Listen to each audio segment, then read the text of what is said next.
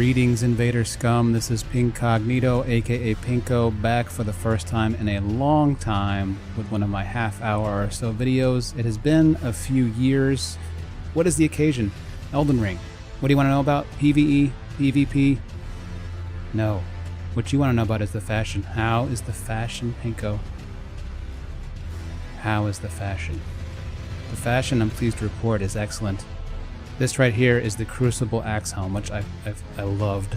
Okay, I loved it. Look at my dude on his horse with his twin blade and his Crucible Axe Helm. I hope that it seems like they're leaning into high fantasy, and I hope that holds true. I felt like I was a dude on the cover of like a pulp fantasy novel from the 1960s or something, and I loved it.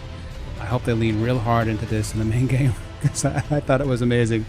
Yeah, so fashion's good. The PvE.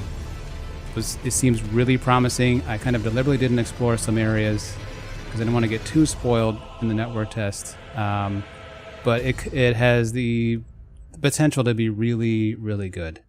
But we're not here to talk about PvE. We're here to talk about PvP. So let's take a look. So before we get started in terms of like a real breakdown on the things that I kind of observed in the network test, I think it's probably worth reiterating that it was the network test. So a lot of the mechanics that everyone experienced in the PvP are subject to change. You know, hit stun may not work the same that it did in the network tests. Backstabs may not work the same. Passive poise may be different. These things were all in the network tests in various fashion, but we don't know if they're going to stay the same. So take everything that you see and all the footage from the network test with a bit of a grain of salt, because we just don't know what we're going to see at release. One thing I will say though, some people have kind of complained about Elden Ring looking too much like Dark Souls 3 because of animation reuses, and weapon moveset animation reuses, character animations, things like that. It does not feel like DS3 when you're playing it.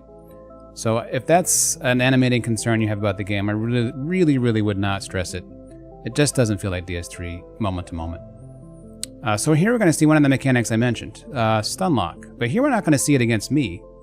We're going to see it against a co-op phantom. He gets, basically, as best I can tell, permanently stunlocked between me and this gargoyle. And he cannot go anywhere. Now, I don't know if he was trying to attack or trying to roll or what, but the stunlock is real. It affects invaders for sure, but as we just saw right there, invaders can also do more or less the same thing with the assistance of PvE mobs against hosts and their phantoms. And here's another interesting thing. Now, the parry in and of itself is not that interesting. But there's something that happens here I didn't even notice in the moment. I thought I had just gotten a nice reaction parry, but when you take a closer look, it's actually a passive poise Facetank parry. You can see the initial twin blade hit connects with me, does damage. I'm able to passive poise right through it, get essentially a Facetank parry, and set up the wake up fire from your eyeballs incantation. Which was easily my favorite spell. I was running the champion, which had high faith and let me mess around with a lot of the incantations, as they're called in Elden Ring. So we hit him with the Wolf of Wall Street. On to the next invasion. So as to passive poise more broadly, I'd say it's still a bit mysterious. It obviously exists. We just saw a pretty clear demonstration of it, but it's hard to give any kind of even like theoretical breakdown about it for a couple of reasons. Number one, we had limited access to weapons and armor, obviously, because it was just a network test. Number two, the poise value for our characters was not visible. So I literally have no idea how much poise my character had in this setup. So it's kind of hard to provide a breakdown on even like a conceptual level as to how it's all going to operate, I think. But it's there, and it'll be interesting to see how it impacts, you know, the overall meta of the PvP. I'm looking forward to seeing how different builds kind of work around the passive poise system once we figure out how it works. So yeah, and here's a cool thing we never had before. open world invasions. I thought they were great. Now, it's better in a lot of these. You can basically invade a zone near a mini boss, okay? And it's not the case that you can just kind of harass the group forever. If they beat the mini boss in the area you've invaded in, you go home, the phantoms go home, it's over. So there's an out for the host. If you're a pesky type that's just there to cause problems, there's an out, which is to try to kill the mini boss. So we probably saw a little before on my compass, there was a little indicator as to where the host is at, which is amazing. Probably absolutely essential in an open world context anyway. This blue dude here, they're called hunters now. Kind of a badass name for gankers, but that's fine. We love our blue brothers. They make PvP fun, and they get to see where I am on their compass. So I think that's neat. So the blues have incentive or the ability, at the very least, to come and find me to try to kill me, and I have the ability to quickly track down the host in this vast, amazing open world area. It's great. It's going to be so much fun. The amount of build variety I think that the open world setting will encourage, I think is pretty exciting. You'll see here I'm glowing like a beacon. I don't know if there is an untrue dark thing, potion, item. We don't know. Well, there wasn't one in the network test. I assume there'll be one somewhere in the game. Or at the very least, items to help you like disappear, like an obscuring ring equivalent, something like that. But it'll be fun to see the different ways you can optimize builds for invading in the dungeons, invading like that you see in the open world, or invading in the legacy dungeons, which are the big areas, the classic From style areas, or invading in the open world. So we just saw me using one of the very interesting new items, the Phantom Bloody Finger, which you don't have access to unless you're in an invasion. You had access to 10 for each invasion in the network test. And it basically allows you to teleport, just straight up teleport away from the party. Or, like you just saw right there, if you're pretty far from the party, it allows you to teleport closer. You can't control where you teleport. I assume there's a fixed number of spots you can teleport to for a given zone. But it's a really cool addition. Now, whether it will work the same when we get the full game, who knows? Will we get 10 of them right off the bat as an invader? I kind of doubt it. Perhaps it'll be a thing you have to collect, like Estus was in DS3 or Crimson Tears here are in Elden Ring. Perhaps it will work a little more slowly in terms of its initiation in the full game, but it's such a cool new addition. Here we're going to see me go for a classic DS3 roll stab, initiate a big old whiff. I actually get hit before my own backstab attack hits the gold, the amber phantom, excuse me, and I'm just put in Stunlock hell. So here we have another example of Stunlock. I'm on the receiving end this time. I am barely able to get out here because that lance attack was just a shade too slow. I try to make some space to heal, but I'm caught by, this was an Ash of War, which are things that you find new skills in that you can equip to weapons. That one is called Thunderbolt. It's very spammable, very fast. It was a bit of a handful in groups, and it finishes me off there. Here we get a 2v2. These are still possible in Elden Ring. The host has to use an item called the Taunter's Tongue, but that opens them up to being invaded by 2 reds. So if you're a big fan of dried finger runs in Dark Souls 3, they will still exist in Elden Ring in slightly modified fashion. We won't have 6-player groups anymore, but we'll still have 4-player groups. I invaded a couple of these during the network test, or a few, and they were a blast. So I think things are still quite promising for kind of organized community dried finger events for sure. Lots of fun to be had, particularly in this awesome open world area, this open world setting. It's going to be so much fun.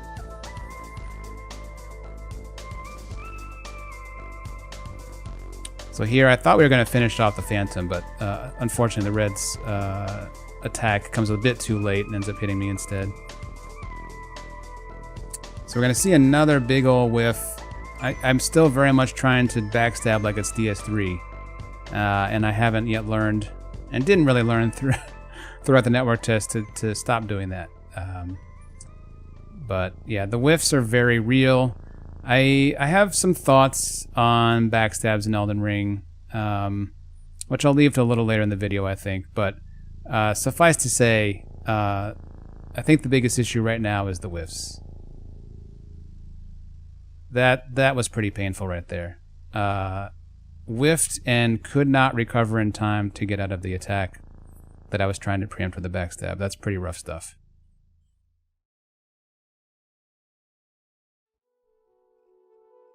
Here we find ourselves back in a dungeon. This is one of the dungeons that you find kind of scattered throughout the open world. I think that we had access to like 4, maybe 5 of these in the network test. So that I really liked them. Some of them are quite small. They remind me a bit of Chalice dungeons. The aesthetics are a bit different, obviously, but they had a nice Chalice dungeon vibe with traps and things like that. And I think they'll be a lot of fun to invade in, particularly if you're looking for invasions that probably are a little shorter, don't require the potential for spending a lot of time tracking down your party, even with the compass, like open world invasions might. And you can get to the action more quickly. And you've got traps to play with as the invader, which is awesome. So the Phantom here wisely sets the trap down. I set it back up with the hopes of killing one of them with it. No luck, though.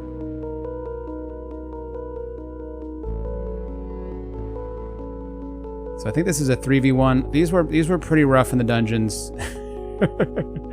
Not a lot of room to operate. You know, we are capped at +3 weapons with only certain weapons available. The weapons I had upgraded didn't do very good crit damage. I'm not sure if there were any in the network test that really did, honestly. So I had a hard time getting enough damage to finish off Phantoms quickly. But that's fine. It's a network test. We're just there for the fun of it.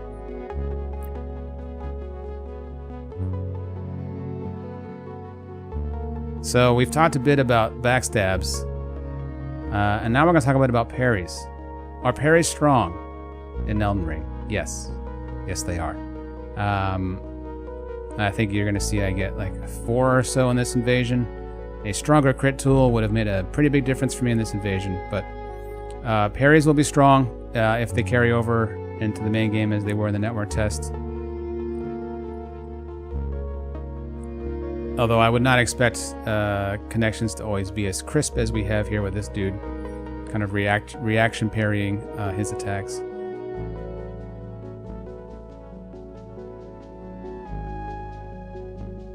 But you can see my weapon does like horrific damage with its R1s, and its crits aren't that great. So it's kind of a rough battle of attrition here that I'm just not likely to win with the damage I can put out and with the healing I have available. Here we'll see something that I know a lot of people experienced.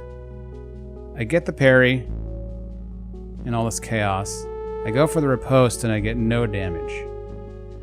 I don't know why this is. It could be something similar to what we saw in the Demon's Souls remake, which is if the person receiving the riposte has already initiated like a roll on their end, that they take no damage on the crit. That might be what's going on there, but I just don't know. So, all my beautiful parries are for naught here. Still like way behind the war of attrition. I go for the backstab. Due to passive poise, my little whiff backstab doesn't even stop him in his tracks, and panic roll and get poked to death. So yeah, definitely some adaptations. If you're coming from DS3 based on the network test mechanics.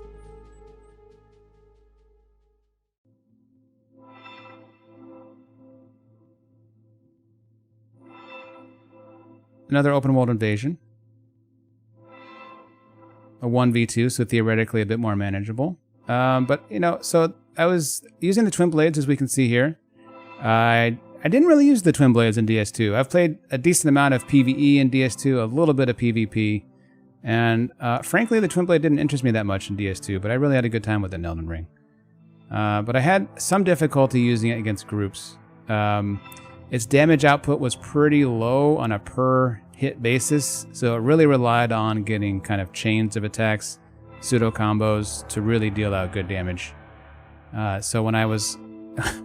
people are all over me like this, it was hard to get enough space to really dish out enough damage to take out a Phantom.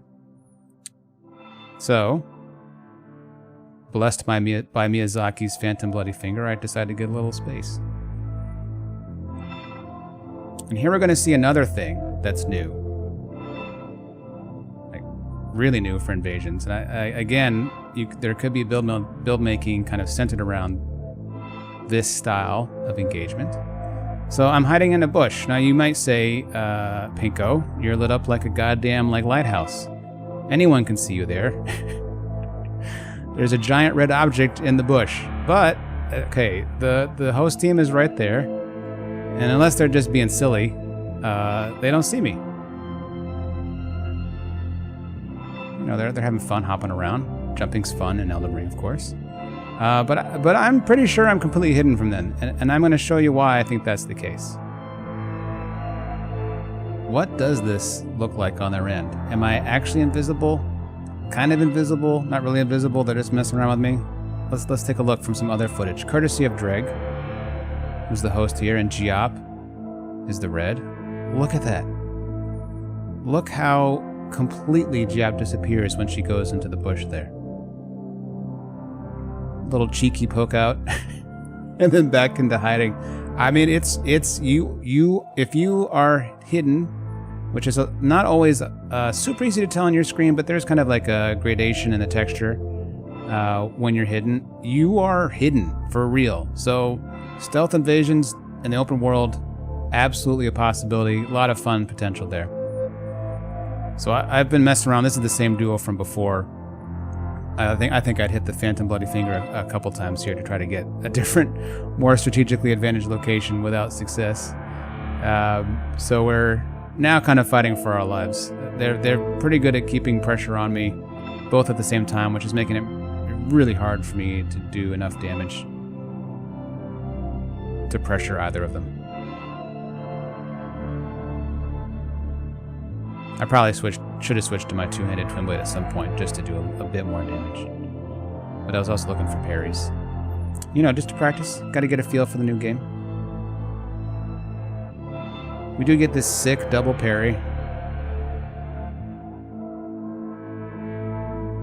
But definitely not enough to turn the tide. And we'll see here towards the end of this invasion that I go for something called my Flask of Wondrous Physick, which is a flask you can put different components into. We had access to a few in the network test. Mine both restored my stamina and made me explode.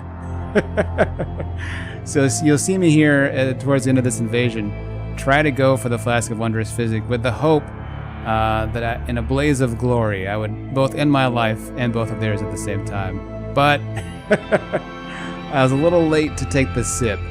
So the explosion did not quite initiate, but so you can expect some shenanigans from, I think, plenty of invaders, and co-op phantoms for that matter, from this Flask of Wondrous Physick. I'm very curious to see what other items are in it, what other mixtures we can make.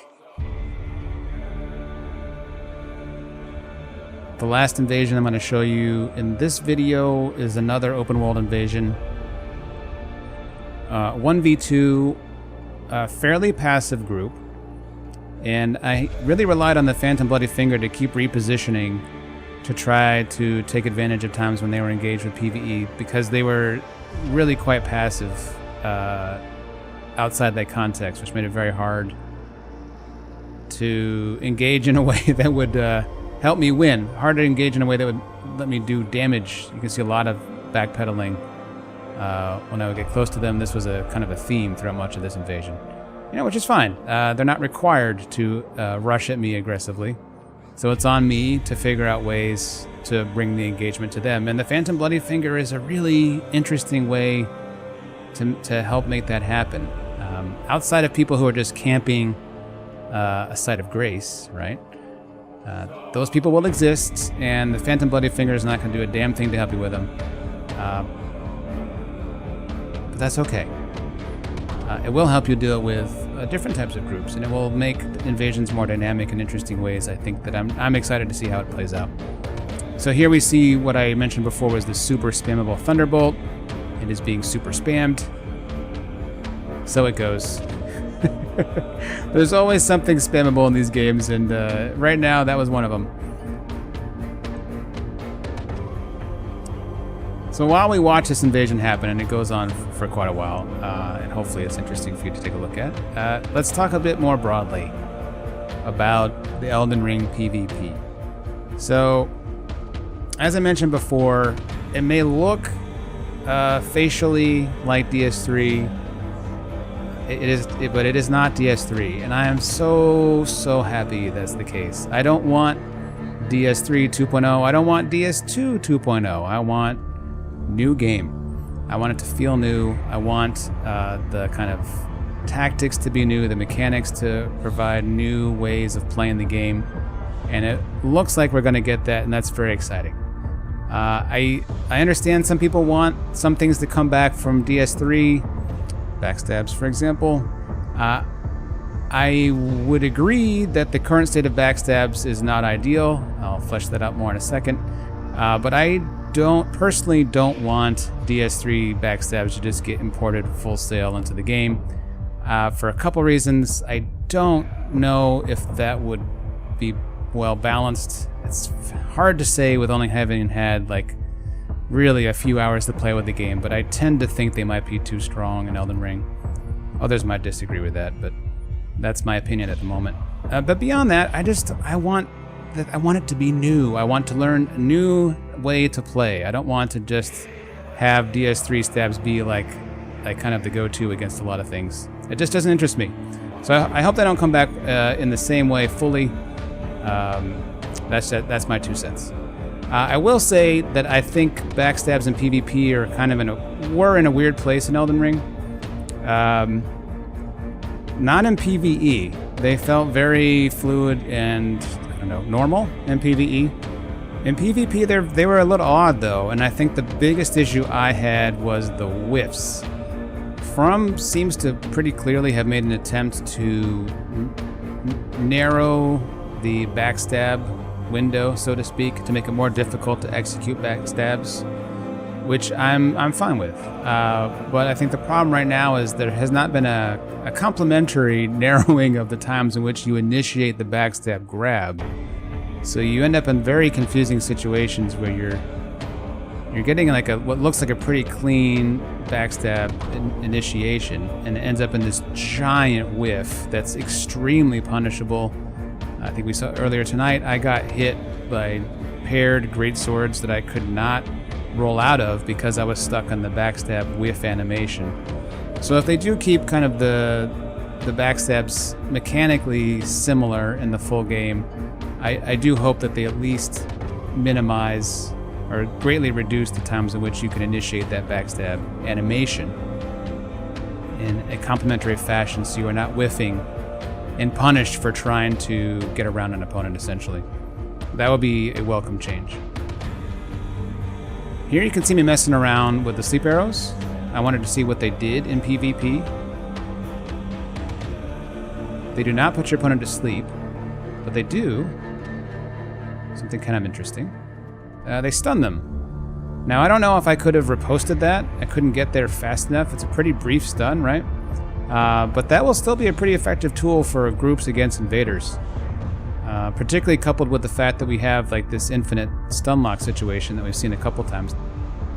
If you get put to sleep and stunned, even if it's just for like a second, or 2 seconds, that's enough time for people to swarm you, particularly if they're in a 3-person group, and initiate some good old infinite Stunlock. So they could be a pretty powerful tool for groups and dedicated gankers in particular.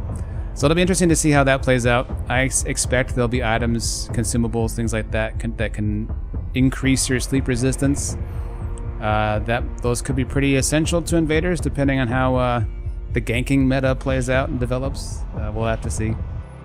But for now, I'm just intrigued by all this stuff. I'm not too worried about anything, perhaps other than the whiffs on backstab animations. But even there, I feel confident that I can adapt to what we get when we get the full game. So here I'm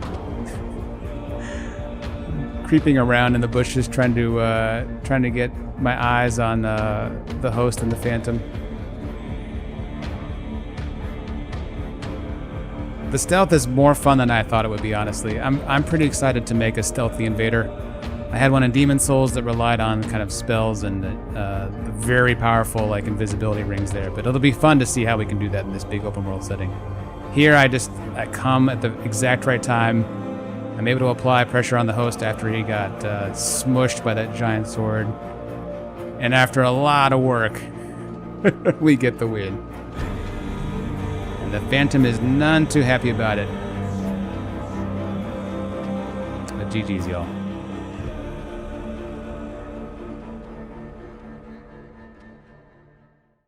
Now for a few parting words as we watch my magnificent warrior from the moon of Atraxis gallop around this amazing world that From has built for us. If you have not participated in the launch of one of these multiplayer games that From makes, it's just the best. There's so many people participating. There's a constant sense of discovery, both in the PvE and in terms of how the PvP works. People are figuring out new setups, new combinations of spells and weapons. It's just the best. I'm so looking forward to having that experience again. And meeting new people, having old friends come back that left Diaz 3 years ago. I'm really looking forward to it. So if you have not been a part of that before, you start to get excited. It's gonna be great. And I will also add, if you're not an invader, if you've somehow stumbled through this video and watched half an hour of it, but if not invaded, please give it a shot. If you're new to the games, if Elden Ring is going to be your first From game, please try out invading. It's just the best, man. I didn't invade with any dedication until Dark Souls 3, and I regret it. It's just a whole new game within the game that's just incredible. One of the best descriptions of like how invasions add to a game did not come from anyone at From. The game director of Deathloop, a game that came out this year, Dinga Bakaba. He gave an interview in which he described the intended nature of the PvP they wanted to introduce into that game, which were straight up invasions. And what he said resonates really strongly with how I tend to think about invasions in these games. He says, "What drove us to add that to the game was not the competitive aspect of it, really. It was really the fact that it is an anecdote generator, two elements of chaos in a simulated world." For me, that's just the best description of what invasions offer. They provide you with new anecdotes, new stories. So I hope to see you all there in a few months, making your own stories. Until then, take care.